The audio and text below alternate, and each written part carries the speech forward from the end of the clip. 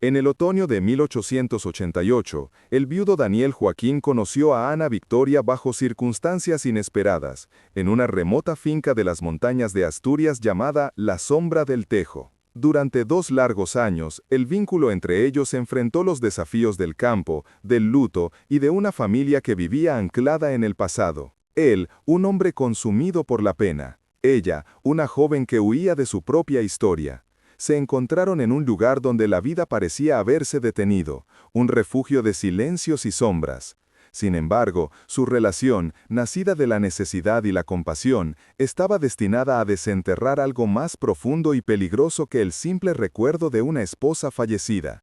No sabían que el destino les había unido para revelar una verdad que llevaba años oculta entre las paredes de piedra de la casona. Una verdad que, una vez descubierta, lo cambió todo. ¿Cómo es posible que la verdadera oportunidad de empezar de nuevo estuviera oculta durante tanto tiempo, tan cerca de todos? Antes de contarte cómo una simple conversación en el patio, bajo la llovizna asturiana, reveló un secreto capaz de poner a prueba este frágil comienzo, comenta aquí desde dónde estás viendo esta historia y suscríbete ya al canal. Créeme, no querrás perderte la cadena de acontecimientos que este descubrimiento desencadenó. El conflicto principal no tardó en manifestarse, pues la llegada de Ana Victoria a la Sombra del Tejo no fue vista como una ayuda, sino como una profanación. Para Elvira, la leal ama de llaves, y para la memoria de la difunta Elena, la presencia de esa joven forastera era una intrusa en un santuario de dolor. Daniel Joaquín, por su parte, la aceptó con la resignación de quien se somete a un tratamiento médico, sin sospechar que aquella mujer no había llegado para cuidar su cuerpo enfermo, sino para enfrentarlo con el fantasma que realmente lo estaba matando, el de un amor idealizado que escondía una dolorosa imperfección. Daniel Joaquín era un hombre que había decidido morir en vida. Desde que Elena falleció, 2 años atrás, había ordenado cerrar la mitad de las habitaciones de la casona, cubriendo los muebles con sábanas blancas que parecían sudarios. La Sombra del Tejo, que en su día fue una finca próspera, se había convertido en un reflejo de su dueño. Sus campos daban menos cosecha, sus muros se humedecían y el silencio se apoderaba de cada rincón, solo roto por el tic-tac de un viejo reloj de pie. El doctor Morales, que lo visitaba una vez por semana desde la aldea, lo había diagnosticado con una melancolía profunda, una enfermedad del alma que ningún remedio parecía aliviar. Daniel pasaba los días en su despacho, con la mirada perdida en los bosques brumosos que rodeaban la propiedad, sintiendo el peso de una culpa que no le permitía respirar, la culpa del superviviente que se atrevía a seguir existiendo sin la persona que, según él, daba sentido a todo. A este mundo en penumbra llegó Ana Victoria. Su llegada no fue anunciada con estruendo, sino con la discreción de la niebla que se deslizaba entre los tejos centenarios. Viajó en un carruaje que la dejó al pie del largo camino de entrada, cargando un único y modesto baúl. Tenía 24 años, pero la seriedad de su mirada y la compostura de sus gestos la hacían parecer mayor. No venía en busca de un futuro prometedor, sino de un escondite. Huía de un escándalo en su pueblo natal, una promesa de matrimonio rota y una reputación hecha añicos por la traición. Asturias y su aislamiento le parecieron el lugar perfecto para volverse invisible, para que su nombre y su vergüenza se diluyeran con la lluvia. Aceptó el trabajo de cuidadora sin hacer preguntas, pues su única aspiración era ganar un sueldo modesto y encontrar un lugar donde nadie la conociera ni la juzgara. El primer encuentro entre ambos fue tan frío como el aire de la sierra. Daniel Joaquín la recibió en su despacho, sin apenas levantar la vista de sus papeles. Su voz era un susurro ronco, debilitado por el desuso y la tristeza. Le explicó sus obligaciones con una distancia glacial, como si le estuviera hablando a un mueble más de la estancia. Ana Victoria, por su parte, no vio a un patrón, sino a un hombre roto. Observó sus manos temblorosas, la palidez de su piel y, sobre todo, la ausencia total de luz en sus ojos. En ese instante, comprendió que su trabajo allí no consistiría en administrar medicinas o asegurarse de que comiera, sino en caminar de puntillas alrededor de un dolor tan inmenso que había adquirido una presencia física casi tan sólida como las paredes de piedra de la casa. Elvira, la ama de llaves, observaba la escena desde el umbral, con los brazos cruzados y una expresión de abierta desconfianza. Elvira se convirtió rápidamente en la guardiana no solo de la casa, sino del luto de su señor. Llevaba más de 30 años sirviendo a la familia y su lealtad a la difunta Elena rozaba la devoción. Para ella, cada gesto de Ana Victoria era una ofensa. Si la joven abría una ventana para que entrara el aire, Elvira la cerraba murmurando que a la señora Elena no le gustaban las corrientes. Si intentaba cambiar de sitio un jarrón, la detenía diciendo que ese era el lugar exacto donde su señora lo había dejado. La casa era un museo dedicado a una ausencia, y Elvira era su implacable conservadora. Veía en Ana no a una cuidadora, sino a una usurpadora, que, con su juventud y su vitalidad silenciosa, amenazaba con perturbar el sagrado orden del dolor que ella se esforzaba tanto en mantener intacto. Su vigilancia era constante, sus comentarios afilados como cuchillos. Los primeros meses transcurrieron en una monotonía asfixiante. Los días se regían por un ritual de silencios. El desayuno, servido en el comedor inmenso donde solo se sentaban ellos dos en extremos opuestos de una larga mesa de roble. Las comidas, a menudo intactas en el plato de Daniel. Las tardes, en las que Ana le leía el periódico en voz alta mientras él fingía escuchar, con la mente a kilómetros de distancia, perdida en algún recuerdo con Elena. Ana aprendió a moverse por la casa como una sombra, a interpretar los crujidos de la madera y a anticipar las necesidades de un hombre que no pedía nada. Su principal tarea era luchar contra la apatía de Daniel, una batalla silenciosa y agotadora que libraba cada día, intentando anclarlo al presente con pequeños gestos. Una manta sobre sus hombros, un té caliente en sus manos, una pregunta sobre los cultivos que él rara vez contestaba. Mientras Daniel se refugiaba en su pasado, Ana encontraba su único consuelo en la naturaleza que rodeaba la finca. En sus escasas horas libres, caminaba por los senderos del bosque, sintiendo el olor a tierra húmeda y el abrazo frío de la niebla. Aquel paisaje, a la vez melancólico y de una belleza abrumadora, parecía entender su propia soledad. Se sentaba a la orilla del arroyo que atravesaba las tierras y dejaba que el sonido del agua se llevara por un momento el peso de su propia historia. La sombra del tejo era una jaula, sí, pero también un santuario. Allí, lejos de las miradas acusadoras de su pueblo, podía ser simplemente Ana Victoria, una mujer sin pasado ni futuro, una presencia anónima suspendida en el tiempo. El bosque no juzgaba, solo acogía su silencio, convirtiéndose en el único confidente de sus penas y de la frágil esperanza de que algún día pudiera volver a empezar. Una tarde de noviembre, mientras la lluvia golpeaba con fuerza los cristales, ocurrió algo que rompió sutilmente la coraza de hielo que los separaba. Daniel, sentado junto a la chimenea, dejó caer el libro que sostenía entre sus manos. Las páginas se abrieron al chocar contra el suelo de piedra. Ana se acercó con sigilo para recogerlo. Al entregárselo, sus dedos rozaron los de él durante una fracción de segundo. Fue un contacto mínimo, casi imperceptible, pero Daniel retiró la mano como si se hubiera quemado. En sus ojos apareció un destello de algo que no era indiferencia, sino una mezcla de sorpresa y un pánico profundo. Por primera vez en meses, la miró directamente, no como a su empleada, sino como a otra persona, una presencia real y cálida en su mundo de fantasmas. No dijo nada, pero aquel gesto involuntario fue la primera grieta en el muro que había construido a su alrededor. La vida en la finca no solo estaba marcada por la dinámica interna, sino también por la sutil presión del mundo exterior. El doctor Morales era el único que parecía entender la verdadera naturaleza de la situación. En cada visita, sus conversaciones con Ana eran más largas. No le preguntaba por la salud física de Daniel, sino por su estado de ánimo. Veía en la joven una paciencia y una fortaleza que admiraba. Un día, mientras se marchaba, le dijo en voz baja: «Este hombre no necesita medicina, señorita, necesita una razón para querer ver el amanecer». Sus palabras calaron hondo en Ana. Mientras tanto, en la aldea, los rumores comenzaban a tejerse. La llegada de una cuidadora joven y forastera a la casa del viudo más rico de la comarca era un tema de conversación recurrente. Los vecinos la observaban con una curiosidad morbosa cada vez que bajaba por provisiones, preguntándose cuáles serían sus verdaderas intenciones. La comunidad, como un personaje invisible, ya había empezado a dictar su sentencia. Aquel roce accidental, tan fugaz como el parpadeo de una vela, se convirtió en un muro invisible pero infranqueable entre ellos. Daniel Joaquín, asustado por esa mínima chispa de calor humano en su invierno perpetuo, se replegó aún más, en su caparazón de viudo.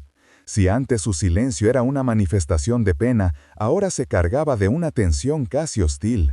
Evitaba cruzar su mirada con la de Ana, acortaba sus respuestas a monosílabos y pasaba más horas encerrado en el despacho, como si el simple hecho de compartir el aire con ella fuera una traición insoportable. Para Ana Victoria, la casa se volvió más fría que nunca. El hombre al que cuidaba ya no era solo un alma en pena, sino también un prisionero que temblaba ante la posibilidad de que alguien encontrara la llave, una llave que él mismo había arrojado al pozo más profundo de su memoria. El corazón de aquel luto tenía un epicentro físico, la habitación de Elena. Permanecía cerrada con llave y solo Elvira tenía permiso para entrar una vez por semana, con el fin de ventilarla y evitar que el polvo se asentara sobre el santuario. Ana, por un resquicio de la puerta que Elvira dejaba entornada a propósito, pudo atisbar su interior en una ocasión. La cama estaba hecha con una colcha de encaje, como si su dueña fuera a regresar en cualquier momento. Sobre la mesilla de noche, un libro con un marcapáginas a medio leer. En el tocador, un juego de cepillos de plata y un frasco de perfume cuyo aroma a violetas aún flotaba débilmente en el aire. Aquella habitación no era un recuerdo, era una presencia. Una tumba perfectamente conservada dentro de la casa, que recordaba a todos, y en especial a Daniel, que cualquier intento de seguir adelante era una profanación. Elvira era la guardiana de ese mausoleo emocional. Su lealtad a la memoria de Elena se había transformado en una misión sagrada. Cada mañana, antes de comenzar sus quehaceres, se detenía frente al gran retrato al óleo de su antigua señora que presidía el salón, y le dedicaba un murmullo que sonaba a oración y a informe. Le contaba las nimiedades del día, pero sobre todo parecía asegurarle que nada había cambiado, que su legado seguía intacto. Veía a Ana Victoria no como una empleada, sino como un agente del caos. Cada vez que la joven intentaba introducir un cambio, por pequeño que fuese, como colocar un ramo de flores silvestres en un jarrón, Elvira lo retiraba con el pretexto de que a la señora Elena le daban jaqueca.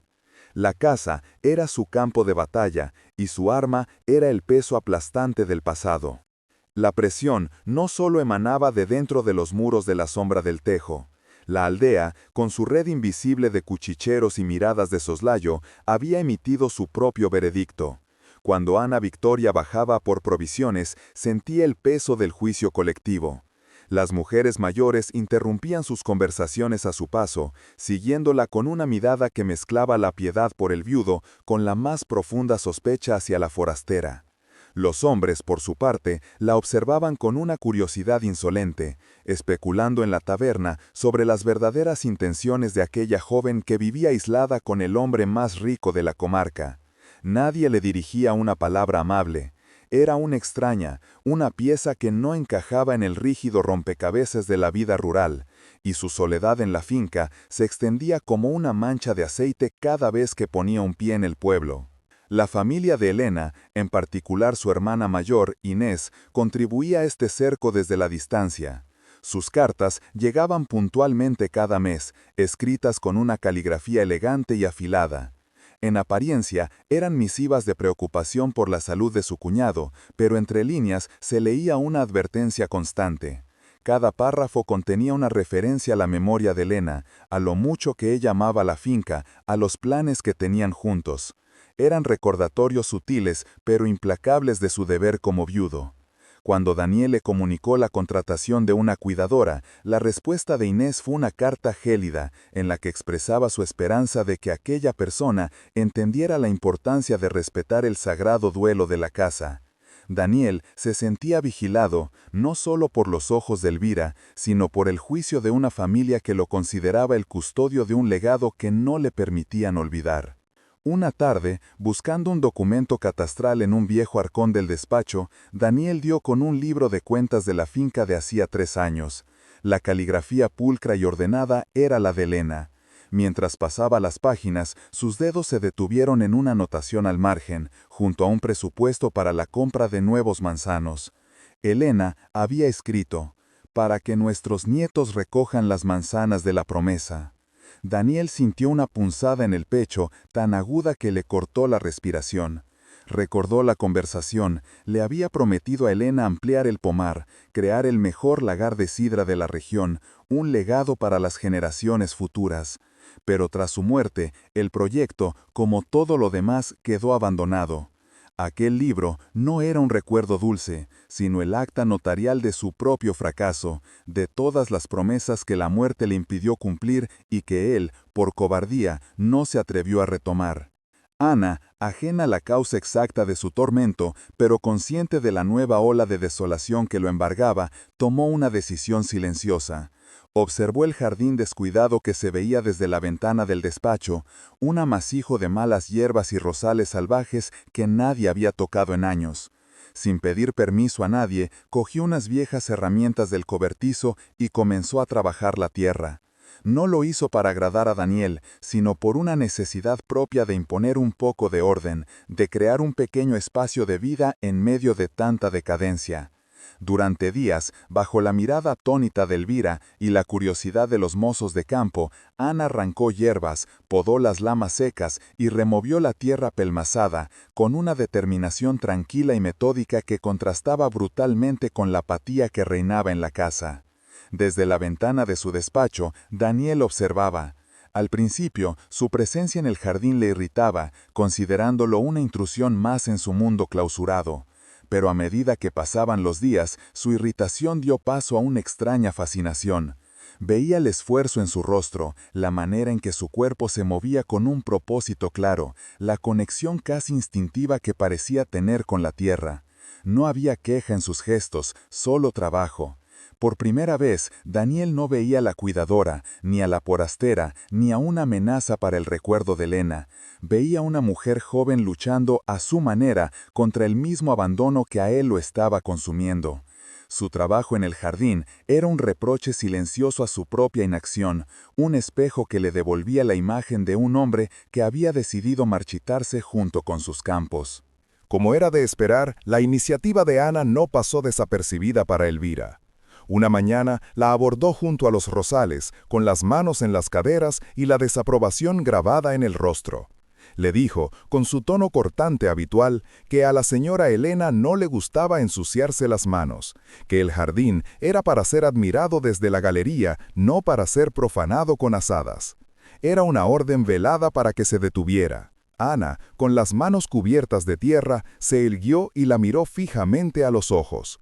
No levantó la voz, pero sus palabras tuvieron el peso de una verdad incontestable. La tierra necesita cuidados o muere, igual que todo lo demás. Dicho esto, se agachó y siguió arrancando una mala hierba. Elvira se quedó sin respuesta, dándose cuenta de que aquella joven silenciosa poseía una fortaleza que no había sabido anticipar. La siguiente visita del doctor Morales fue diferente. Al llegar, su mirada no se dirigió a la penumbra de la casa, sino al incipiente orden del jardín. Vio los brotes verdes que asomaban y los rosales podados listos para florecer.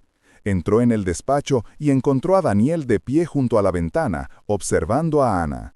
El doctor no le preguntó por sus dolores ni por su falta de apetito.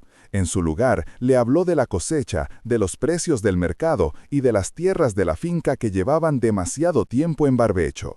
Antes de marcharse, puso una mano en el hombro de Daniel y le dijo con voz serena: «A veces, Daniel, el mejor homenaje a los que se fueron no es conservar sus cenizas, sino cuidar del jardín que dejaron atrás». Aquellas palabras se quedaron flotando en el aire del despacho, como semillas arrojadas en una tierra que, por primera vez en mucho tiempo, parecía fértil. El catalizador de todo llegó con la furia de una tormenta de finales de otoño, una de esas que parecen querer arrancar los tejos centenarios de raíz y devolver la piedra de la casona al polvo del que salió. Durante 2 días, la sombra del tejo quedó completamente aislada del mundo, por los caminos anegados y el cielo convertido en una cortina gris de agua incesante. El viento aullaba por las chimeneas y las contraventanas golpeaban con una violencia que hacía temblar los cimientos de la casa. En esa isla de reclusión forzosa, sin posibilidad de recibir al doctor ni a nadie de la aldea, el frágil equilibrio que Ana Victoria había logrado construir se vino abajo. La naturaleza, con su indiferencia brutal, había decidido que el tiempo de los silencios había terminado, y que era hora de que los fantasmas salieran a la luz. Fue en la segunda noche de la tormenta cuando Daniel Joaquín se derrumbó. No fue un desvanecimiento lento, sino una caída abrupta. Ana lo encontró en el suelo de su despacho, junto a la chimenea apagada, temblando con una fiebre tan alta que su piel parecía arder al tacto. Sus ojos, normalmente vacíos, brillaban con una intensidad vidriosa y febril, y sus labios resecos murmuraban palabras inconexas. Ana, con la ayuda de uno de los mozos que se había refugiado en la cocina, lo llevó a su cama. Por primera vez, entró en la habitación del señor de la casa, un espacio austero y masculino que olía a libros viejos y a soledad. Supo en ese instante que estaba sola.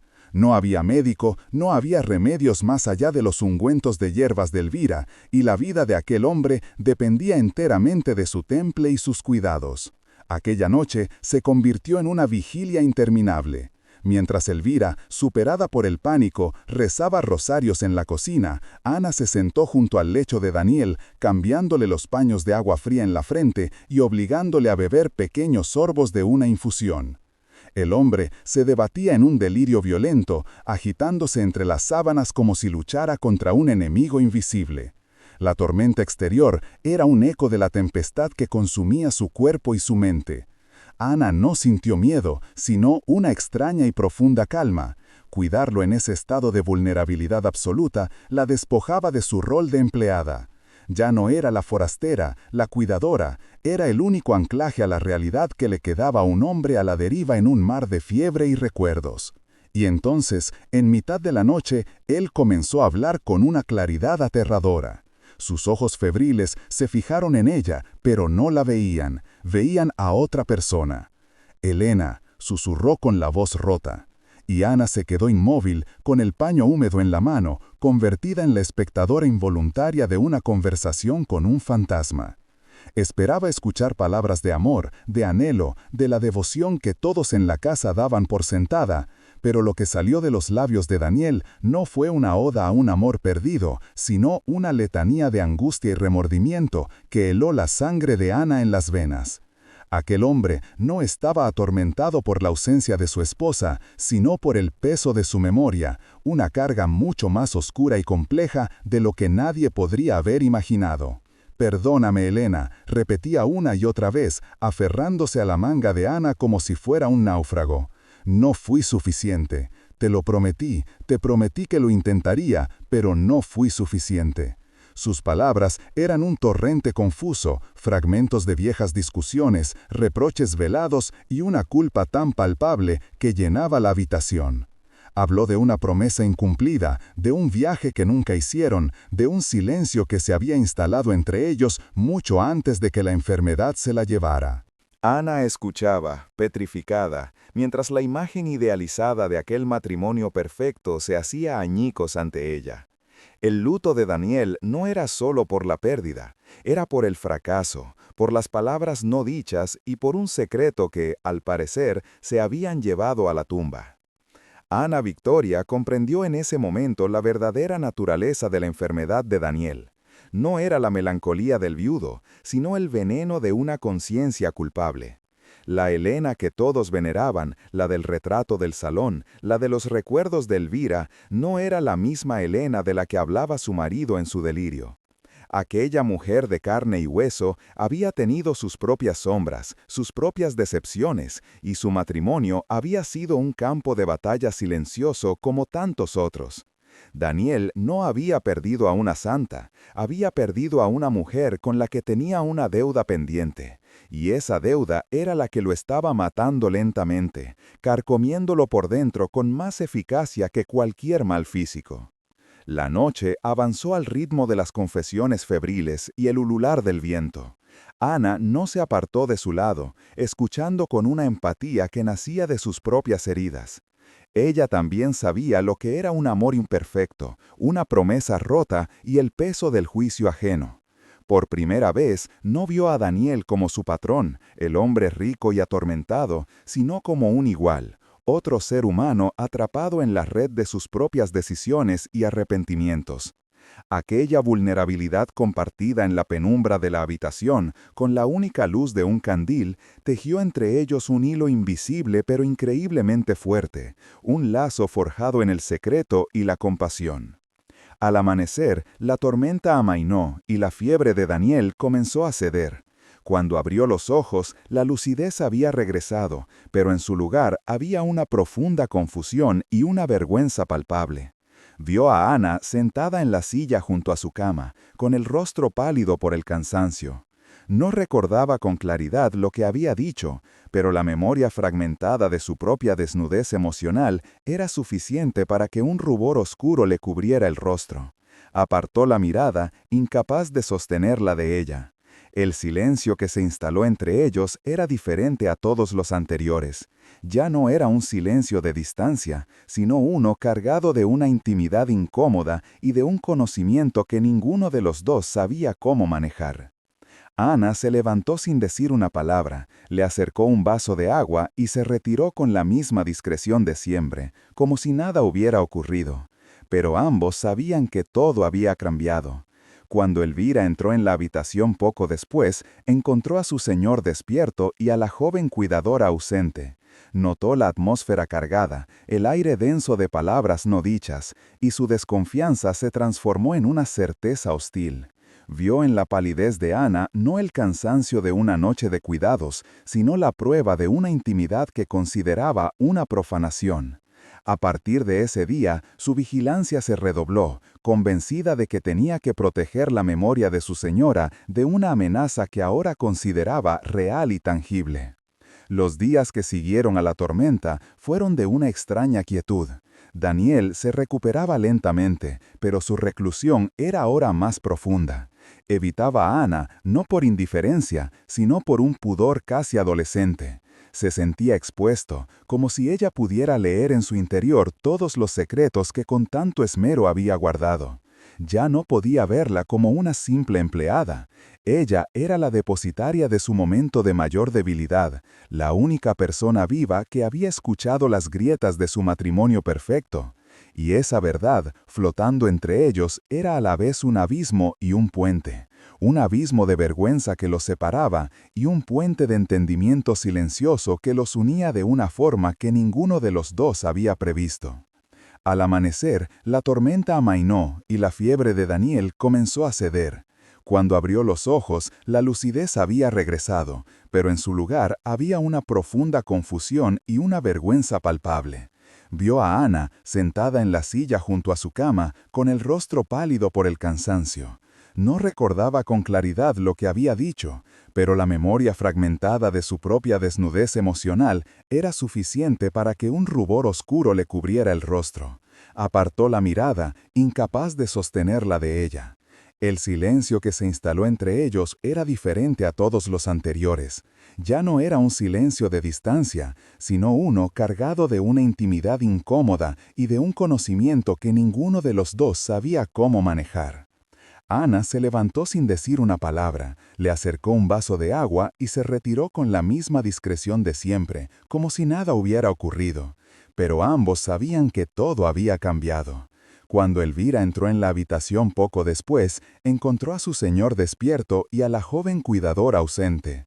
Notó la atmósfera cargada, el aire denso de palabras no dichas, y su desconfianza se transformó en una certeza hostil.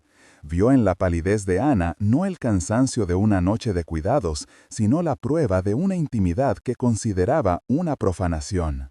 A partir de ese día, su vigilancia se redobló, convencida de que tenía que proteger la memoria de su señora de una amenaza que ahora consideraba real y tangible.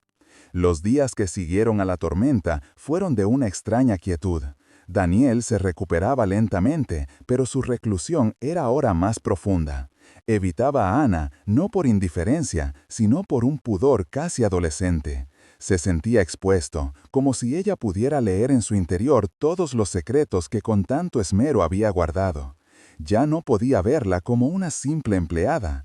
Ella era la depositaria de su momento de mayor debilidad, la única persona viva que había escuchado las grietas de su matrimonio perfecto. Y esa verdad, flotando entre ellos, era a la vez un abismo y un puente.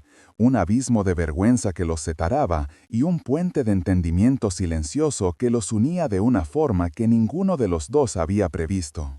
Ana, por su parte, le concedió el espacio que él necesitaba, continuó con sus rutinas, con su trabajo en el jardín, que ahora se había convertido en su refugio más sagrado.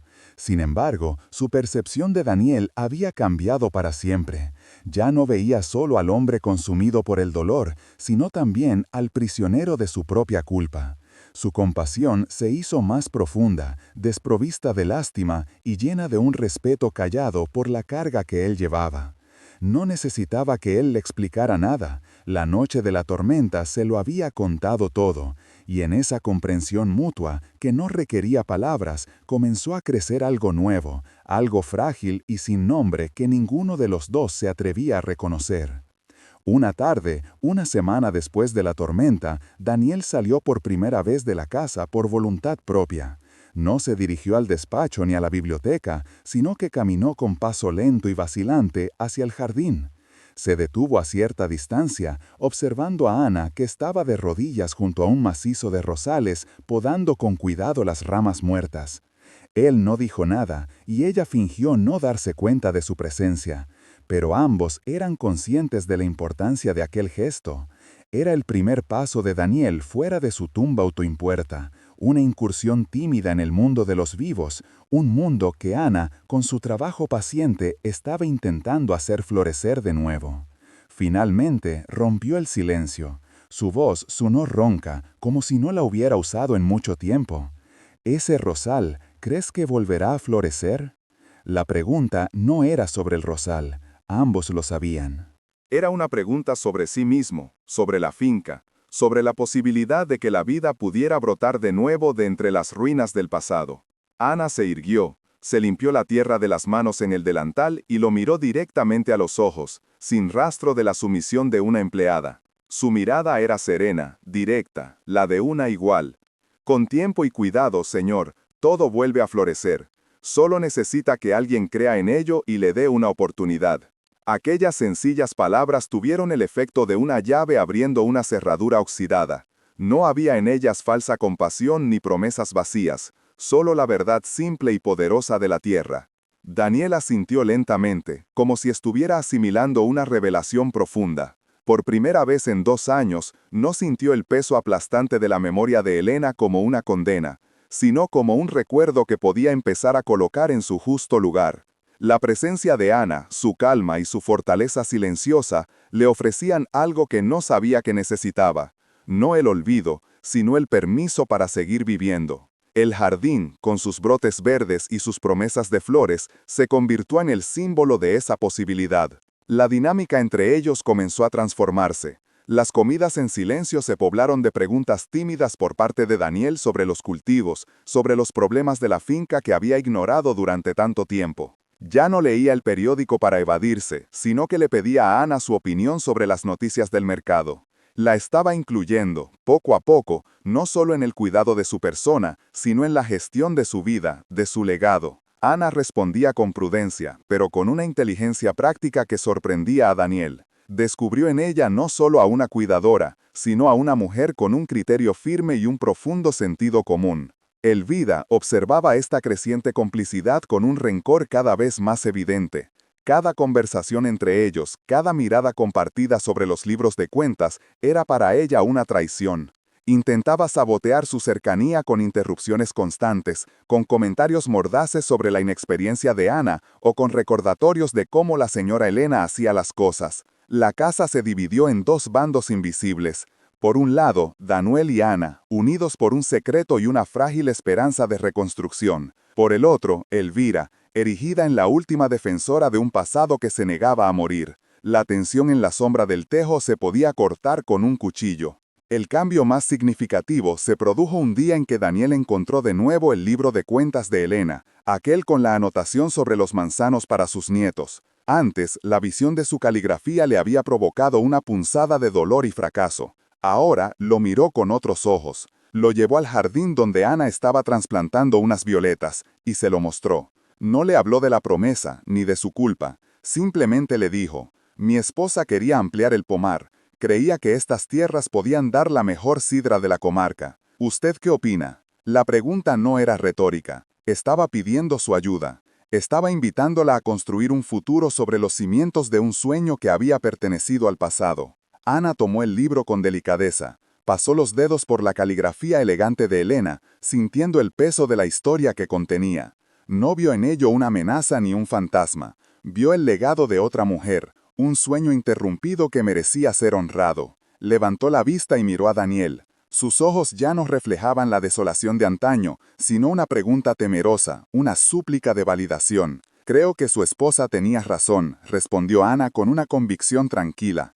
Pero un pomar necesita mucho trabajo. Necesita 2 pares de manos dispuestas a empezar de cero. Aquella respuesta fue un pacto para cuidar no solo de la tierra sino el uno del otro, y para demostrar que incluso en la sombra más profunda de un tejo, la vida siempre encuentra la manera de abrirse paso. El pacto, sellado con aquellas palabras sencillas pero cargadas de significado, se materializó al día siguiente. Daniel Joaquín, por primera vez en 2 años, no se vistió con el luto riguroso de quien espera el fin de sus días, sino con ropas de faena que parecían olvidadas en el fondo de un armario. Salió al campo no como el señor de la finca que supervisa desde la distancia, sino como un hombre más dispuesto a ensuciarse las manos.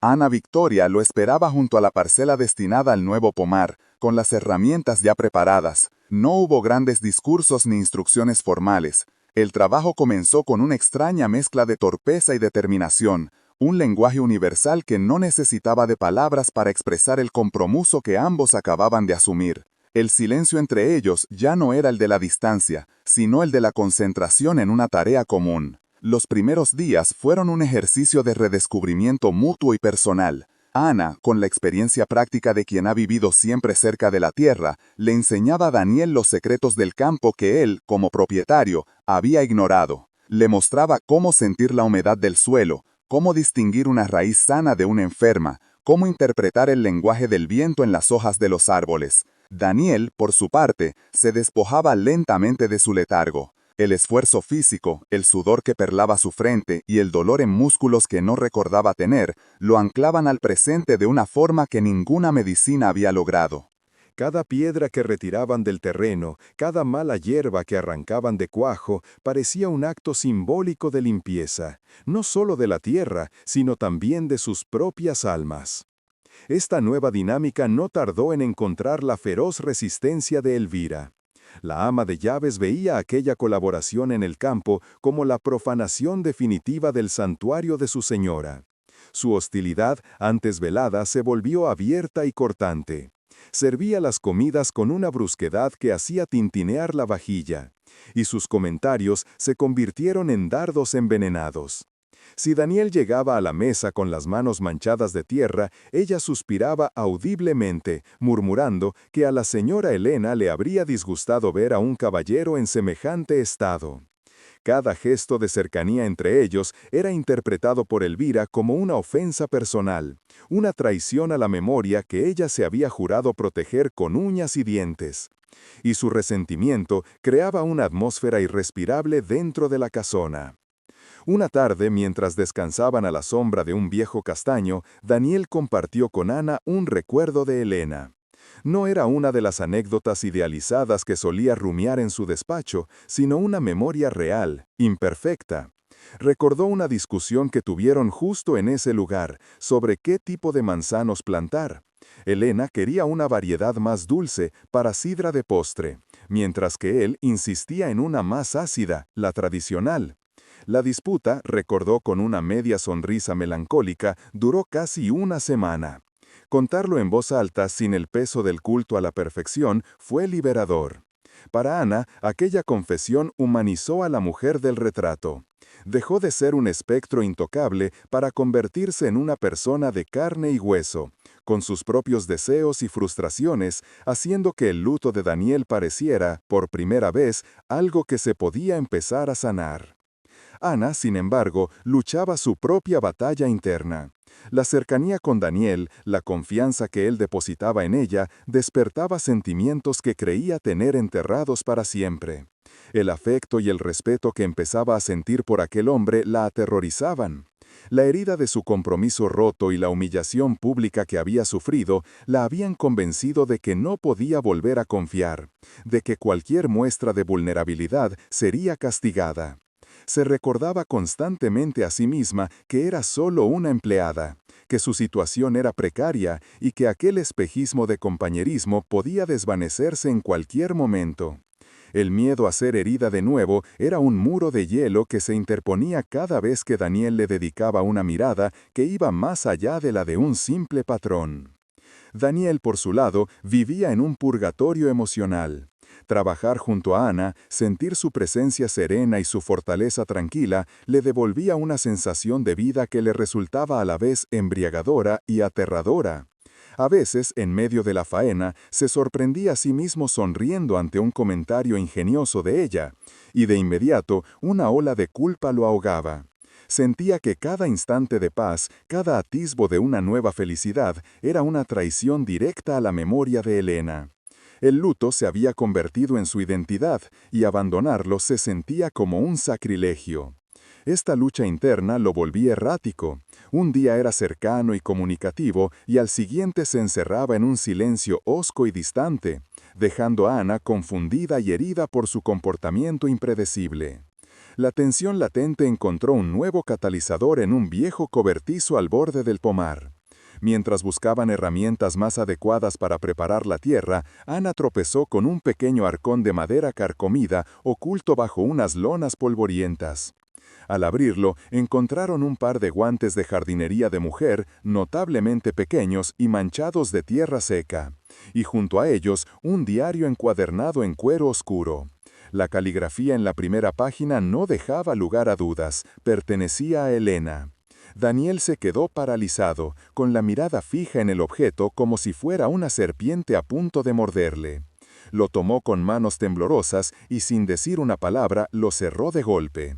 Lo dejó sobre una viga, pero su presencia se quedó flotando en el aire, un secreto tangible que ninguno de los dos se atrevió a mencionar. El diario se convirtió en un fantasma más dentro de la finca. Su existencia era un secreto a voces entre ellos dos, un tema tabú que cargaba el ambiente de una tensión insoportable. Daniel evitaba a toda costa el cobertizo, alterando sus rutas por la finca para no tener que pasar por delante. Ana, por su parte, sentía una curiosidad que rayaba en la angustia. Se preguntaba qué verdades contendrían aquellas páginas, qué versión de Elena se ocultaba tras la fachada de perfección. Intuitivamente, sabía que aquel diario contenía las respuestas a muchas de las preguntas que la atormentaban, la clave para entender la verdadera naturaleza del dolor de Daniel. Pero respetaba su silencio, esperando que fuera él quien decidiera si estaba preparado para enfrentarse a lo que allí estaba escrito. La vida fuera de los muros de la sombra del tejo seguía su curso, ajena a los dramas internos, pero no a las apariencias. En una de sus escasas visitas a la aldea para comprar semillas, Ana tuvo que soportar las miradas más hostiles hasta la fecha. Dos mujeres, al verla pasar, se santiguaron y murmuraron algo sobre las viudas negras que atrapan a los hombres buenos en sus redes. El rumor ya no era un susurro, sino una acusación a viva voz. La comunidad la había condenado sin juicio. Por el contrario, la siguiente visita del doctor Morales trajo un soplo de aire fresco. Observó a Daniel, con el rostro más curtido por el sol y una luz diferente en la mirada, y simplemente le dijo: «El mejor abono para el alma es un propósito, Daniel. Me alegro de que hayas encontrado el tuyo». Elvira, sintiendo que perdía el control de la situación, decidió jugar su carta más cruel. Sabía de la correspondencia regular entre Daniel y la hermana de Elena, Inés, una mujer de carácter dominante que se consideraba la guardiana moral del legado familiar. Aprovechando un descuido, Elvira leyó una de las respuestas de Daniel en la que mencionaba, con cautela, los planes para el nuevo pomar y la ayuda de su cuidadora. La reacción de Inés no se hizo esperar. La carta que llegó a los pocos días era un dechado de manipulación emocional, llena de frases como «Nuestra querida Elena estaría tan confundida al ver su hogar tan cambiado», o «Espero que la memoria de mi hermana sea siempre tu guía principal». Elvira se encargó de dejar el sobre abierto en un lugar bien visible del despacho de Daniel. El veneno de la carta de Inés surtió efecto de inmediato. Daniel la leyó y el frágil progreso de las últimas semanas se derrumbó como un castillo de naipes. El peso de la culpa y el deber familiar cayeron sobre él con una fuerza renovada. Esa misma tarde buscó a Ana en el jardín y, con una frialdad que a ella le heló los huesos, le comunicó que sus servicios ya no serían necesarios en el campo. A partir de ahora, debía limitarse a sus tareas dentro de la casa, como se había estipulado en su contrato original. No le dio ninguna explicación, simplemente le dio la espalda y se marchó, dejándola sola entre los surcos a medio hacer, con el corazón hecho pedazos por la injusticia y la repentina distancia. Para Ana, aquel rechazo fue más doloroso que cualquier insulto recibido en la aldea. Se sintió profundamente humillada, no como empleada, sino como persona. Había creído en aquel proyecto, había puesto su esfuerzo y su esperanza en él, y sobre todo, había empezado a creer en el hombre que se escondía tras el viudo. Y ahora, de un plumazo, él la devolvía a su lugar de sirvienta, levantando de nuevo el muro que con tanto esfuerzo habían empezado a derribar. Con una dignidad silenciosa, recogió sus herramientas y regresó a la casona. No derramó una lágrima delante de nadie, pero esa noche, en la soledad de su cuarto, se preguntó si su destino era huir perpetuamente de un lugar a otro, sin encontrar jamás un sitio al que poder llamar hogar. Daniel, por su parte, se sumió en un tormento aún más profundo. La decisión de alejar a Ana, tomada por cobardía y por una lealtad mal entendida, le provocaba un profundo desprecio por sí mismo. Veía el dolor en los ojos de ella cada vez que se cruzaban por los pasillos, un dolor que él mismo había causado, y la culpa lo consumía. Dejó de salir al campo, y el proyecto del pomar quedó de nuevo abandonado, un monumento a su propia indecisión. Las noches se convirtieron en una tortura. Daba vueltas por la casa a oscuras como un animal enjaulado, atrapado entre el fantasma de su esposa y la presencia viva de la mujer a la que estaba empezando a necesitar más de lo que se atrevía a admitir. Una de esas noches de insomnio, incapaz de soportar más la prisión de sus propios pensamientos, sus pies lo llevaron casi por instinto hacia el cobertizo. La luna llena se filtraba por las rendijas de la madera, iluminando el pequeño arcón polvoriento. Se quedó mirándolo durante un largo rato, debatiéndose entre el miedo a lo que pudiera encontrar y la necesidad desesperada de una respuesta. Sabía que no podía seguir así, suspendido entre dos mundos, hiriendo a todos a su alrededor, especialmente a sí mismo. Con un gesto brusco, casi violento, cogió el diario de Elena. Necesitaba saber la verdad, por dolorosa que fuera. Necesitaba que el fantasma de su mujer le hablara de una vez por todas. Se sentó en un viejo taburete y con la única luz de la luna abrió el diario. Las primeras páginas estaban llenas de anotaciones cotidianas sobre la finca, pero a medida que avanzaba, el tono cambiaba. Lo que Daniel encontró no era el reflejo de una mujer feliz y satisfecha, sino el testimonio de una profunda soledad. Elena escribía sobre el silencio de la casa, sobre la distancia emocional de su propio marido, sobre sus sueños de viajar y conocer mundo, sueños que se habían ido marchitando entre aquellas paredes de piedra. Se quejaba de sentirse más que la administradora de una finca que como una esposa, una compañera. Describía una vida de apariencias, de sonrisas forzadas y de una tristeza callada que nadie, ni él, había sabido ver. El impacto de aquellas palabras fue devastador. Daniel se dio cuenta de que el matrimonio que él había idealizado y convertido en un altar sagrado había sido para Elena una jaula dorada. La mujer que él lloraba no era la que había existido, sino una versión editada por su propia culpa. Su verdadero fracaso no había sido no poder salvarla de la enfermedad, sino no haberla hecho feliz mientras vivía. El luto que lo consumía no era por amor, sino por el remordimiento de no haber visto a la mujer real que se escondía tras la imagen de la esposa perfecta. Se sintió liberado y condenado al mismo tiempo, liberado de la obligación de un luto perpetuo y condenado por la verdad de su propio egoísmo. Con el diario en la mano, salió del cobertizo como un autómata y se dirigió a la casa. No pensaba, solo actuaba, movido por una urgencia que lo consumía todo. Subió las escaleras en silencio y se detuvo frente a la puerta de la habitación de Ana. Golpeó suavemente. Cuando ella abrió, con los ojos enrojecidos por el llanto contenido y una expresión de sorpresa, lo vio allí de pie, con el rostro descompuesto por una emoción que ella no supo descifrar. Daniel no dijo nada, simplemente le tendió el diario. Era una confesión, una disculpa y una súplica, todo en un único gesto. Le estaba entregando la verdad, la pieza que faltaba para que ella pudiera entender la complejidad de su dolor y la estupidez de su reciente crueldad. Ana tomó el diario, sus dedos rozando los de él. Miró el objeto y luego levantó la vista hacia el rostro de Daniel. En sus ojos vio una vulnerabilidad tan absoluta, un arrepentimiento tan profundo, que cualquier rastro de rencor que pudiera albergar se desvaneció por completo. Comprendió que aquel diario no solo contenía la historia de Elena, sino también la llave para la liberación de Daniel. Y quizás, solo quizás, también para la suya.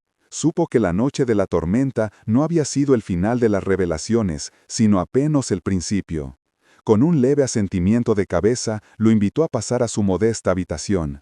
La puerta se cerró tras ellos y en el silencio de la noche, dos almas rotas se prepararon para reconstruirse juntas a partir de las ruinas de un pasado imperfecto. Dentro de aquella humilde habitación, iluminada tan solo por la llama danzante de un candil, el tiempo pareció detenerse. Daniel no se marchó. Se sentó en la única silla de madera frente a Ana, mientras ella, con manos temblorosas, abría el diario de Elena. No leyeron en silencio. Fue él quien con una voz rota y apenas audible comenzó a leer en voz alta fragmentos de aquellas páginas. Eran confesiones escritas en la soledad de las tardes de lluvia, pensamientos que nunca habían encontrado el valor para ser pronunciados.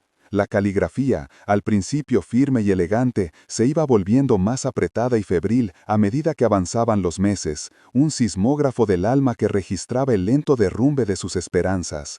Cada palabra leída en voz alta era un golpe sordo contra la imagen idealizada que Daniel había construido con tanto esmero durante su luto. Ana escuchaba, inmóvil, sin atreverse a interrumpir. El diario no hablaba de un amor idílico, sino de una profunda soledad compartida bajo el mismo techo. Elena describía su vida en la sombra del tejo no como un refugio, sino como un exilio. Se sentía la eterna administradora de una propiedad, la guardiana de un apellido, pero no la compañera de un hombre que, absorto en sus preocupaciones por la tierra y el legado, se había olvidado de mirar a la mujer que tenía a su lado. Escribía sobre su anhelo de viajar a Italia, un sueño que Daniel siempre posponía con la excusa de la cosecha o las deudas. No había reproches amargos, sino una tristeza infinita, la melancolía de quien se siente invisible para la única persona cuya mirada anhela. Daniel se detuvo en una entrada escrita pocos meses antes de que la enfermedad se manifestara con virulencia. En ella, Elena confesaba su mayor temor. No era morir, sino morir sin haber vivido de verdad, sin haber compartido con su marido algo más que la gestión de una herencia. Escribía que a veces sentía que el mayor legado que dejarían no serían los campos prósperos, sino un silencio monumental, un espacio vacío lleno de todas las conversaciones que nunca tuvieron. Al terminar de leer esa frase, Daniel cerró el diario con un gesto brusco, incapaz de continuar. El sonido del cuero al cerrarse resonó en la habitación como un veredicto final. Levantó la vista hacia Ana y sus ojos no reflejaban solo dolor, sino una vergüenza insoportable, la del hombre que recibe una carta demasiado tarde. Fue entonces cuando se rompió, no con un grito, sino con un sollozo ahogado, un sonido gutural que parecía venir de lo más profundo de su ser. Se cubrió el rostro con las manos y lloró como no lo había hecho desde que era un niño. Lloró por Elena, por la mujer que no supo ver. Lloró por sí mismo, por su ceguera y su orgullo, y lloró por los años perdidos, por el amor que se había asfixiado lentamente en el silencio. Ana, venciendo su propia timidez, se levantó y en un gesto instintivo le puso una mano en el hombro. No dijo nada, no hacían falta palabras, su simple presencia era un bálsamo, un ancla en medio de aquella tormenta de arrepentimiento que amenazaba con ahogarla por completo. Aquella noche transformó la naturaleza de su vínculo para siempre. Dejaron de ser el patrón y la empleada, el viudo y la cuidadora. se convirtieron en dos supervivientes, dos personas unidas por la confesión de una verdad dolorosa. La vulnerabilidad de Daniel lo había despojado de su autoridad y la compasión de Ana la había elevado por encima de su condición de sirvienta. Cuando el alba comenzó a teñir de gris el cielo de Asturias, encontraron a Daniel dormido en la silla, con el rostro surcado por las lágrimas secas, y a Ana velando su sueño, sentada en el borde de la cama. El diario de Elena descansaba sobre la mesilla, ya no como un objeto de culto o de miedo, sino como el testamento de una vida que, por fin, podía empezar a ser honrada en su imperfecta y dolorosa verdad. Los días siguientes transcurrieron en una calma extraña, casi real. Daniel Joaquín parecía otro hombre. El peso que encorvaba sus hombros había desaparecido, reemplazado por una serenidad melancólica. Volvieron a trabajar juntos en el pomar, pero esta vez su colaboración era diferente. Hablaban poco, pero su silencio estaba lleno de un entendimiento profundo. Se movían con una sincronía que nacía de esa intimidad forjada en el dolor compartido. Elvira los observaba desde la distancia, con una mezcla de furia y desconcierto. Sentía que algo fundamental se le había escapado de las manos, que el control que ejercía a través de la memoria de su señora se había desvanecido para siempre. La casa, por primera vez, parecía respirar un aire nuevo, más ligero. Sin embargo, el destino, que rara vez permite que la paz dure demasiado, les tenía reservada una última y cruel prueba. Una tarde, el sonido de un carruaje deteniéndose frente a la casona rompió la quietud del campo. Del vehículo descendió una figura alta y severa, vestida de un luto tan riguroso que parecía una extensión de su propio carácter. Era Inés, la hermana mayor de Elena. Su llegada no había sido anunciada, y su rostro no expresaba la menor alegría por el reencuentro. Sus ojos, afilados como cuchillos, recorrieron la fachada de la casa, el jardín a medio cuidado, y se posaron finalmente en la figura de Ana Victoria, que trabajaba junto a Daniel con una expresión de abierta desaprobación. La tormenta, esta vez, no venía del cielo, sino que llegaba en un coche de caballos. Inés entró en la casa como una generala inspeccionando un cuartel indisciplinado. Ignoró por completo a Ana y se dirigió a Daniel con una frialdad que helaba el aire. Su visita, dijo, se debía a una profunda preocupación por el honor de la familia. Los rumores habían llegado hasta la ciudad. Un viudo respetable viviendo bajo el mismo techo que una joven forastera de dudosa reputación. Cada palabra era un golpe calculado, diseñado para avergonzar y someter. Elvira, que la había recibido con una reverencia casi servil, asentía a su lado, validando con su silencio cada una de las acusaciones veladas. La casona, que había empezado a liberarse de sus fantasmas, se veía de nuevo invadida por el peso asfixiante de las apariencias y el juicio social. La confrontación final tuvo lugar en el salón, el santuario presidido por el gran retrato al óleo de Elena. Inés, de pie frente al cuadro como si invocara a un testigo sagrado, le exigió a Daniel que despidiera a Ana de inmediato. No era una petición, era un ultimátum. La acusó, sin mirarla siquiera, de ser una cazafortunas, una advenediza que se aprovechaba de la vulnerabilidad de un hombre en duelo para asegurarse un futuro. Le habló del deber, del apellido, de lo que la gente diría. Le recordó su obligación de proteger la memoria inmaculada de su hermana. Ana, que había sido llamada a la estancia, permanecía de pie junto a la puerta, pálida pero erguida, soportando la humillación con una dignidad que enfurecía aún más a su acusadora. Daniel escuchó el torrente de palabras venenosas en silencio. Miró a Inés con su rostro endurecido por la certeza de su propia rectitud.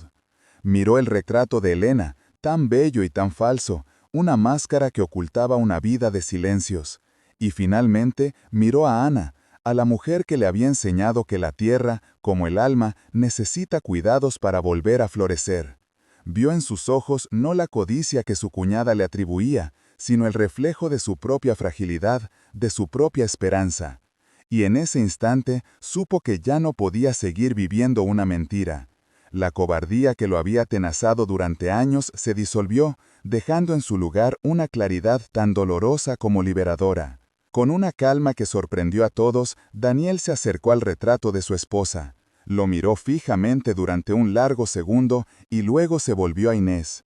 Su voz, cuando habló, no fue alta ni agresiva, sino firme, cargada con el peso de una verdad largamente reprimida. Tienes razón, Inés. He fallado en proteger la memoria de Elena, pero no de la forma que tú crees. Mi fracaso no ha sido permitir que esta mujer entre en mi casa. Mi fracaso fue convertir a mi esposa en este cuadro, en un recuerdo perfecto e intocable, mientras la mujer de carne y hueso se marchitaba a mi lado. El silencio que siguió a sus palabras fue tan profundo que se pudo oír el crepitar de la leña en la chimenea. Inés lo miró, boquiabierta, incapaz de procesar aquella blasfemia. Pero Daniel no había terminado. Continuó, y esta vez sus palabras se dirigían tanto a su cuñada como a sí mismo, una confesión pública que necesitaba hacer para poder sanar. El luto que tú quieres que yo guarde no es por amor, es por culpa. La culpa de no haberla escuchado, de no haberla visto, de haber antepuesto esta tierra y este nombre a su felicidad. Esa es la verdad. Y esta mujer, dijo, girándose por fin hacia Ana y mirándola directamente a los ojos, ha sido la única persona que ha tenido el valor de cuidar no de mi enfermedad, sino de mi alma rota, sin pedir nada a cambio. No voy a despedirla, no voy a cometer el mismo error 2 veces. La reacción de Inés fue una mezcla de incredulidad y furia. Ver a Daniel desmantelar en pocos minutos el altar familiar que ella tanto se esforzaba en mantener fue un golpe insoportable. Lo acusó de haber perdido el juicio, de estar mancillando la memoria de su hermana por culpa de una cualquiera. Pero sus insultos ya no tenían poder. Daniel la escuchaba con una extraña piedad, como quien escucha a alguien que se niega a aceptar que el mundo ha cambiado. La elección estaba hecha. Había elegido la verdad imperfecta sobre la mentira perfecta. Había elegido el futuro, por incierto que fuera, sobre un pasado que solo le ofrecía una tumba dorada. Inés, al darse cuenta de que había perdido la batalla, de que su influencia sobre Daniel se había evaporado, recogió los restos de su dignidad con un gesto teatral. Declaró que no volvería a poner un pie en aquella casa profanada y que para ella él había muerto junto con su hermana. Se marchó con la misma brusquedad con la que había llegado, dejando tras de sí un portazo que resonó por toda la casona como el punto final de una era. Elvira, su leal aliada, se quedó petrificada en un rincón, comprendiendo que el mundo que conocía y defendía acababa de desmoronarse por completo ante sus ojos. Cuando el sonido del carruaje se perdió a lo lejos, un silencio profundo se instaló en el salón. Daniel y Ana se quedaron solos, de pie, a pocos metros el uno del otro. El aire estaba cargado de todo lo que se había dicho y de todo lo que aún quedaba por decir.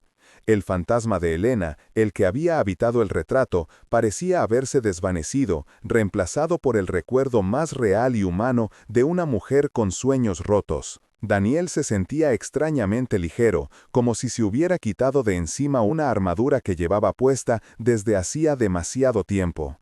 El miedo a la vida había sido reemplazado por el miedo, mucho más pequeño y manejable, a lo desconocido. Se acercó a Ana, que lo miraba con una expresión indescifrable, una mezcla de gratitud, sorpresa y una profunda emoción. No sabía qué decir, cómo empezar a construir algo sobre las ruinas que acababan de dejar atrás. Las palabras parecían insuficientes para abarcar la magnitud de lo que había sucedido. Así que, en lugar de hablar, hizo algo mucho más simple y significativo. Extendió su mano, no como un patrón a una empleada, sino como un hombre a una mujer, como un igual. Una invitación silenciosa a caminar juntos, a salir de la sombra del tejo y a buscar por fin la luz del sol. Ana Victoria miró la mano extendida. Vio en ella las marcas del trabajo en el campo, la prueba de su transformación. Vio la mano de un hombre que había tenido el valor de enfrentarse a sus propios demonios y de defenderla ante el mundo. Y al levantar la vista hacia sus ojos, vio por primera vez un futuro. Un futuro incierto, sí, pero un futuro propio, uno que no estaba dictado por la vergüenza de su pasado ni por la caridad de un empleo. Con una sonrisa tímida, la primera sonrisa verdadera que iluminaba su rostro desde que había llegado a aquella casa, puso su mano sobre la de él. El contacto fue cálido, firme, un pacto sellado sin necesidad de promesas. En ese preciso instante, un rayo de sol esquivo, de esos que anuncian el fin de la tormenta, se filtró por uno de los altos ventanales del salón e iluminó sus manos, unidas. Parecía una señal, una bendición silenciosa de un mundo que de repente volvía a estar lleno de posibilidades. El luto no había terminado, pero se había transformado. Ya no era una cadena, sino un recuerdo que podían llevar consigo sin que les impidiera caminar hacia adelante. Juntos salieron del oscuro salón y se dirigieron hacia la puerta principal, hacia el aire fresco y el olor a tierra mojada. La sombra del tejo ya no era una prisión. Estaba a punto de convertirse por fin en un hogar. El eco del portazo de Inés se desvaneció lentamente, dejando tras de sí un silencio tan denso que parecía tener peso propio. En el gran salón, Daniel y Ana permanecieron inmóviles, con sus manos todavía unidas, un ancla en medio del mar de emociones que acababa de retirarse. El rayo de sol que se colaba por el ventanal se movió perezosamente, iluminando las motas de polvo que danzaban en el aire, testigos mudos de la batalla que acababa de librarse. No hubo palabras de victoria ni de alivio inmediato, solo la conciencia compartida de que habían cruzado un umbral del que no había retorno. El futuro era una página en blanco, aterradora y, por primera vez, llena de una posibilidad real. El pacto de sus manos entrelazadas era más fuerte que cualquier juramento, un compromiso nacido de la verdad y la vulnerabilidad. El primer acto de esta nueva vida no fue una celebración, sino un rito de paso. Con una calma solemne, Daniel soltó la mano de Ana y se dirigió al imponente retrato de Elena. No lo miró con rencor ni con la devoción ciega de antaño, sino con una compasión serena, la de quien finalmente comprende a la persona detrás del símbolo. Con la ayuda de uno de los mozos, que observaba la escena con una mezcla de asombro y temor, descolgó el pesado lienzo de la pared. No lo desterró al desván, sino que lo llevó a su despacho, el lugar donde guardaba los recuerdos más íntimos. Lo apoyó contra la pared, junto a sus libros. Ya no era un ídolo para ser venerado en el espacio público de la casa, sino el recuerdo privado de una mujer a la que había amado imperfectamente.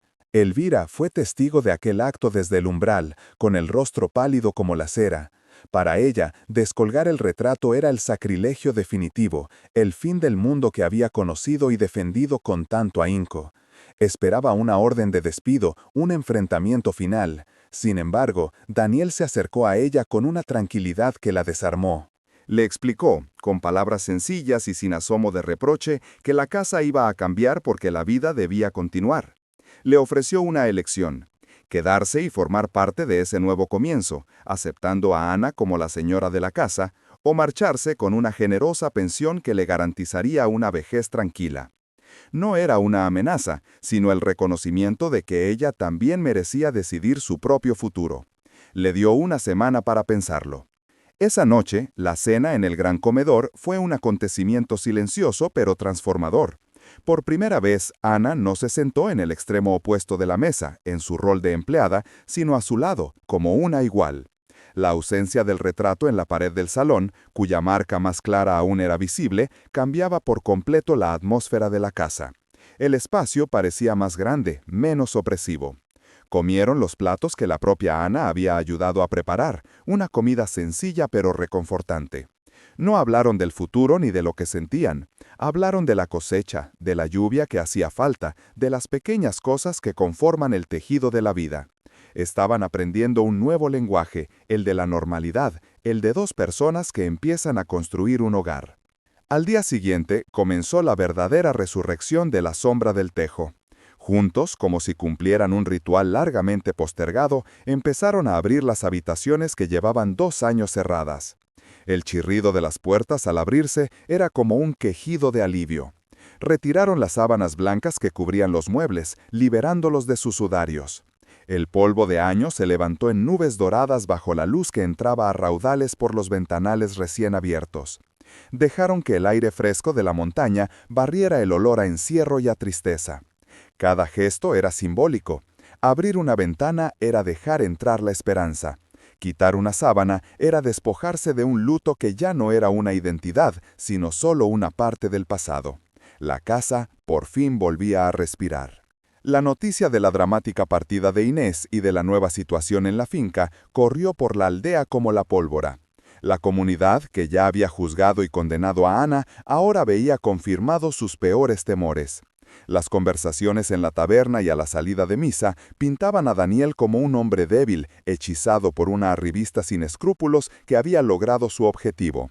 La historia se adornó con detalles escabrosos, convirtiendo un drama de dolor y redención en un vulgar cuento de seducción y codicia.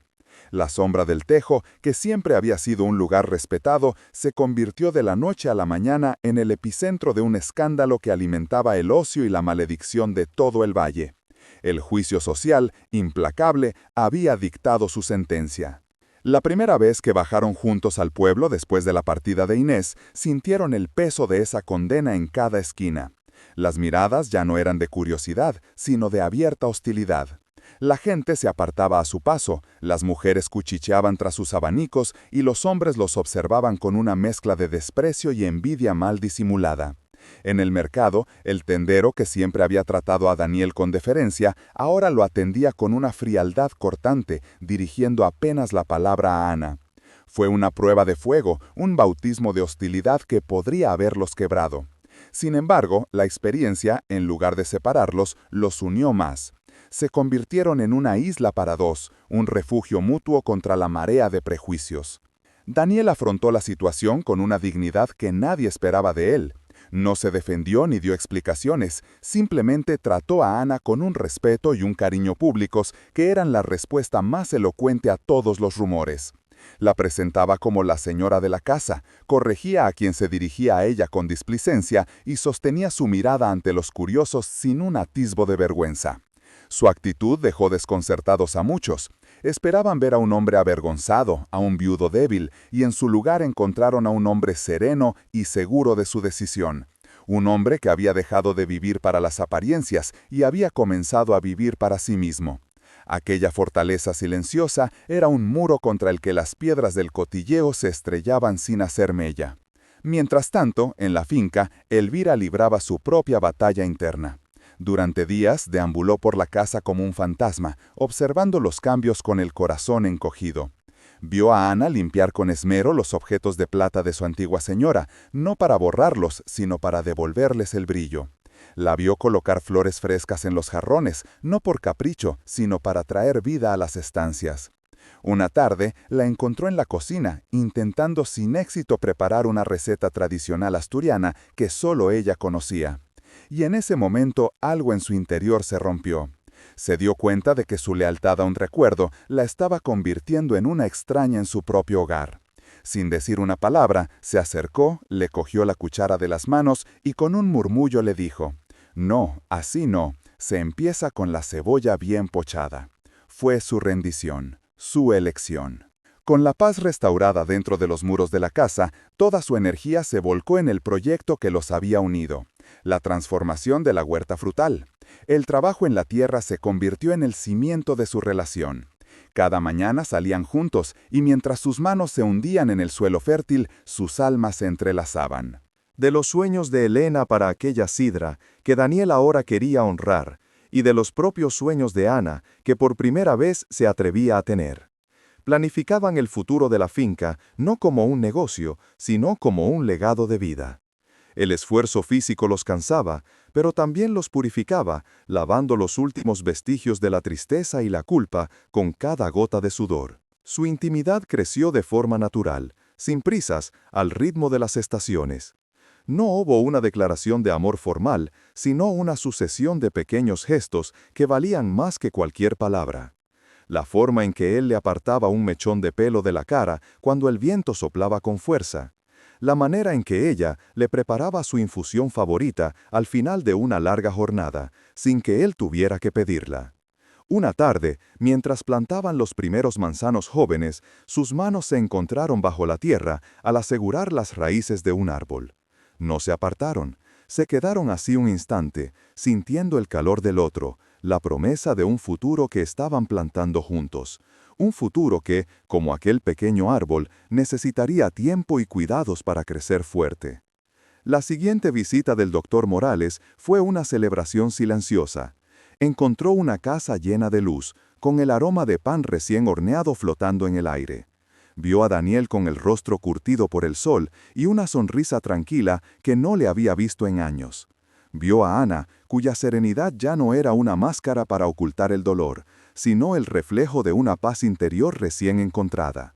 No hizo preguntas sobre el escándalo del pueblo ni sobre la partida de Inés. Simplemente se sentó con ellos en el porche, aceptó un vaso de la primera sidra experimental que habían elaborado y, mirando los campos reverdecidos, brindó. «Por las cosechas que curan el alma», dijo. Y en sus ojos, Daniel y Ana vieron la bendición del único hombre cuya opinión realmente les importaba. Pasaron los meses, y la sombra del tejo se transformó por completo. Las risas volvieron a escucharse en los pasillos, los amigos del doctor Morales comenzaron a frecuentar la casa para las tertulias de los domingos, y el pomar crecía con una fuerza que parecía milagrosa. La finca, que había sido un mausoleo, era ahora un hervidero de vida. Daniel y Ana habían encontrado un equilibrio perfecto, una sociedad basada en el respeto mutuo y un afecto profundo y sereno. No se casaron de inmediato, no sentían la necesidad de validar su unión ante un mundo que los había rechazado. Su compromiso era con ellos mismos, con el hogar que habían reconstruido ladrillo a ladrillo, recuerdo a recuerdo. Un día de aniversario, no de una boda, sino del día en que decidieron empezar de nuevo, Daniel llevó a Ana a su despacho. Abrió un pequeño cofre de madera donde ahora guardaba el diario de Elena, junto a una flor seca y una fotografía de ella, sonriendo, una foto real, no la del retrato solemne. Le dijo que había aprendido que el amor no consiste en no olvidar, sino en saber recordar, en honrar el pasado sin permitir que envenene el presente. Ana, con lágrimas en los ojos, puso junto al diario una pequeña piedra lisa que había recogido del arroyo en sus primeros días en la finca, cuando la soledad era su única compañera. Era su forma de unir sus historias, de reconocer que ambos habían llegado a ese punto gracias a las cicatrices que llevaban. Su vida nunca fue fácil. La aldea tardó años en aceptarlos y algunos nunca lo hicieron. Pero encontraron su felicidad no en la aprobación ajena, sino en la solidez de su propio mundo. Demostraron que el amor más verdadero no es el que nace de un flechazo apasionado, sino el que se cultiva con paciencia, el que brota de las ruinas y tiene la fortaleza de las raíces profundas que se aferran a la tierra tras una larga y devastadora tormenta. La sombra del tejo se convirtió en un símbolo en la comarca.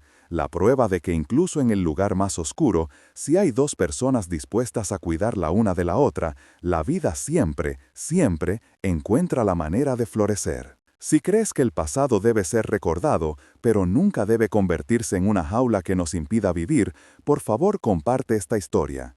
No olvides suscribirte para conocer más relatos profundos sobre casos reales que nos enseñan que siempre hay una oportunidad para empezar de nuevo. Y si esta historia te ha conmovido, deja en los comentarios la palabra recuerdo. Gracias por escuchar. El eco del portazo de Inés se desvaneció lentamente, dejando tras de sí un silencio tan denso que parecía tener peso propio. En el gran salón, Daniel y Ana permanecieron inmóviles, con sus manos todavía unidas, un ancla en medio del mar de emociones que acababa de retirarse. El rayo de sol que se colaba por el ventanal se movió perezosamente, iluminando las motas de polvo que danzaban en el aire, testigos mudos de la batalla que acababa de librarse. No hubo palabras de victoria ni de alivio inmediato, solo la conciencia compartida de que habían cruzado un umbral del que no había retorno. El futuro era una página en blanco, aterrador ahí, por primera vez, llena de una posibilidad real. El pacto de sus manos entrelazadas era más fuerte que cualquier juramento, un compromiso nacido de la verdad y la vulnerabilidad. El primer acto de esta nueva vida no fue una celebración, sino un rito de paso. Con una calma solemne, Daniel soltó la mano de Ana y se dirigió hacia el imponente retrato de Elena. No lo miró con rencor ni con la devoción ciega de antaño, sino con una compasión serena, la de quien finalmente comprende a la persona detrás del símbolo. Con la ayuda de uno de los mozos, que observaba la escena con una mezcla de asombro y temor, descolgó el pesado lienzo de la pared. No lo desterró al resván, sino que lo llevó a su despacho, el lugar donde guardaba los recuerdos más íntimos. Lo apoyó contra la pared junto a sus libros. Ya no era un ídolo para ser venerado en el espacio público de la casa, sino el recuerdo privado de una mujer a la que había amado imperfectamente. Elvira fue testigo de aquel acto desde el umbral, con el rostro pálido como la cera. Para ella, descolgar el retrato era el sacrilegio definitivo, el fin del mundo que había conocido y defendido con tanto ahínco. Esperaba una orden de despido, un enfrentamiento final. Sin embargo, Daniel se acercó a ella con una tranquilidad que la desarmó. Le explicó, con palabras sencillas y sin asomo de reproche, que la casa iba a cambiar porque la vida debía continuar. Le ofreció una elección: quedarse y formar parte de ese nuevo comienzo, aceptando a Ana como la señora de la casa, o marcharse con una generosa pensión que le garantizaría una vejez tranquila. No era una amenaza, sino el reconocimiento de que ella también merecía decidir su propio futuro. Le dio una semana para pensarlo. Esa noche, la cena en el gran comedor fue un acontecimiento silencioso pero transformador. Por primera vez, Ana no se sentó en el extremo opuesto de la mesa, en su rol de empleada, sino a su lado, como una igual. La ausencia del retrato en la pared del salón, cuya marca más clara aún era visible, cambiaba por completo la atmósfera de la casa. El espacio parecía más grande, menos opresivo. Comieron los platos que la propia Ana había ayudado a preparar, una comida sencilla pero reconfortante. No hablaron del futuro ni de lo que sentían. Hablaron de la cosecha, de la lluvia que hacía falta, de las pequeñas cosas que conforman el tejido de la vida. Estaban aprendiendo un nuevo lenguaje, el de la normalidad, el de dos personas que empiezan a construir un hogar. Al día siguiente comenzó la verdadera resurrección de la sombra del tejo. Juntos, como si cumplieran un ritual largamente postergado, empezaron a abrir las habitaciones que llevaban 2 años cerradas. El chirrido de las puertas al abrirse era como un quejido de alivio. Retiraron las sábanas blancas que cubrían los muebles, liberándolos de sus sudarios. El polvo de años se levantó en nubes doradas bajo la luz que entraba a raudales por los ventanales recién abiertos. Dejaron que el aire fresco de la montaña barriera el olor a encierro y a tristeza. Cada gesto era simbólico. Abrir una ventana era dejar entrar la esperanza. Quitar una sábana era despojarse de un luto que ya no era una identidad, sino solo una parte del pasado. La casa, por fin, volvía a respirar. La noticia de la dramática partida de Inés y de la nueva situación en la finca corrió por la aldea como la pólvora. La comunidad, que ya había juzgado y condenado a Ana, ahora veía confirmados sus peores temores. Las conversaciones en la taberna y a la salida de misa pintaban a Daniel como un hombre débil, hechizado por una arribista sin escrúpulos, que había logrado su objetivo. La historia se adornó con detalles escabrosos, convirtiendo un drama de dolor y redención en un vulgar cuento de seducción y codicia. La sombra del tejo, que siempre había sido un lugar respetado, se convirtió de la noche a la mañana en el epicentro de un escándalo que alimentaba el ocio y la maledicción de todo el valle. El juicio social implacable había dictado su sentencia definitiva. La primera vez que bajaron juntos al pueblo después de la partida de Inés, sintieron el peso de esa condena en cada esquina. Las miradas ya no eran de curiosidad, sino de abierta hostilidad. La gente se apartaba a su paso, las mujeres cuchicheaban tras sus abanicos y los hombres los observaban con una mezcla de desprecio y envidia mal disimulada. En el mercado, el tendero que siempre había tratado a Daniel con deferencia, ahora lo atendía con una frialdad cortante, dirigiendo apenas la palabra a Ana. Fue una prueba de fuego, un bautismo de hostilidad que podría haberlos quebrado. Sin embargo, la experiencia, en lugar de separarlos, los unió más. Se convirtieron en una isla para dos, un refugio mutuo contra la marea de prejuicios. Daniel afrontó la situación con una dignidad que nadie esperaba de él. No se defendió ni dio explicaciones, simplemente trató a Ana con un respeto y un cariño públicos que eran la respuesta más elocuente a todos los rumores. La presentaba como la señora de la casa, corregía a quien se dirigía a ella con displicencia y sostenía su mirada ante los curiosos sin un atisbo de vergüenza. Su actitud dejó desconcertados a muchos. Esperaban ver a un hombre avergonzado, a un viudo débil, y en su lugar encontraron a un hombre sereno y seguro de su decisión, un hombre que había dejado de vivir para las apariencias y había comenzado a vivir para sí mismo. Aquella fortaleza silenciosa era un muro contra el que las piedras del cotilleo se estrellaban sin hacer mella. Mientras tanto, en la finca, Elvira libraba su propia batalla interna. Durante días deambuló por la casa como un fantasma, observando los cambios con el corazón encogido. Vio a Ana limpiar con esmero los objetos de plata de su antigua señora, no para borrarlos, sino para devolverles el brillo. La vio colocar flores frescas en los jarrones, no por capricho, sino para traer vida a las estancias. Una tarde la encontró en la cocina intentando sin éxito preparar una receta tradicional asturiana que solo ella conocía. Y en ese momento algo en su interior se rompió. Se dio cuenta de que su lealtad a un recuerdo la estaba convirtiendo en una extraña en su propio hogar. Sin decir una palabra, se acercó, le cogió la cuchara de las manos y con un murmullo le dijo: «No, así no, se empieza con la cebolla bien pochada». Fue su rendición, su elección. Con la paz restaurada dentro de los muros de la casa, toda su energía se volcó en el proyecto que los había unido, el nuevo pomar. El trabajo en la tierra se convirtió en el cimiento de su relación. Cada mañana salían juntos, y mientras sus manos se hundían en el suelo fértil, sus almas se entrelazaban. Hablaban de todo y de nada, de los sueños de Elena para aquella sidra que Daniel ahora quería honrar, y de los propios sueños de Ana, que por primera vez se atrevía a tener. Planificaban el futuro de la finca no como un negocio, sino como un legado de vida. El esfuerzo físico los cansaba, pero también los purificaba, lavando los últimos vestigios de la tristeza y la culpa con cada gota de sudor. Su intimidad creció de forma natural, sin prisas, al ritmo de las estaciones. No hubo una declaración de amor formal, sino una sucesión de pequeños gestos que valían más que cualquier palabra. La forma en que él le apartaba un mechón de pelo de la cara cuando el viento soplaba con fuerza.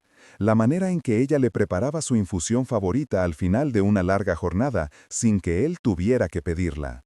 Una tarde, mientras plantaban los primeros manzanos jóvenes, sus manos se encontraron bajo la tierra al asegurar las raíces de un árbol.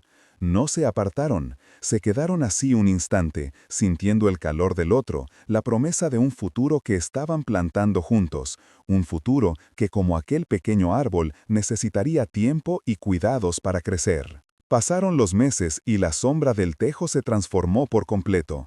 Las risas volvieron a escucharse en los pasillos, los amigos del doctor Morales comenzaron a frecuentar la casa para las tertulias de los domingos, y el pomar crecía con una fuerza que parecía milagrosa. La finca, que había sido un mausoleo, era ahora un hervidero de vida. Daniel y Ana habían encontrado un equilibrio perfecto, una sociedad basada en el respeto mutuo y un afecto profundo y sereno. No se casaron de inmediato, no sentían la necesidad de validar su unión ante un mundo que los había rechazado. Su compromiso era con ellos mismos, con el hogar que habían reconstruido ladrillo a ladrillo, recuerdo a recuerdo. Un día de aniversario, no de una boda, sino del día en que decidieron empezar de nuevo, Daniel llevó a Ana a su despacho. Abrió un pequeño cofre de madera donde ahora guardaba el diario de Elena, junto a una flor seca y una fotografía de ella, sonriendo, una foto real, no la del retrato solemne. Le dijo que había aprendido que el amor no consiste en no olvidar, sino en saber recordar, en honrar el pasado sin permitir que envenene el presente.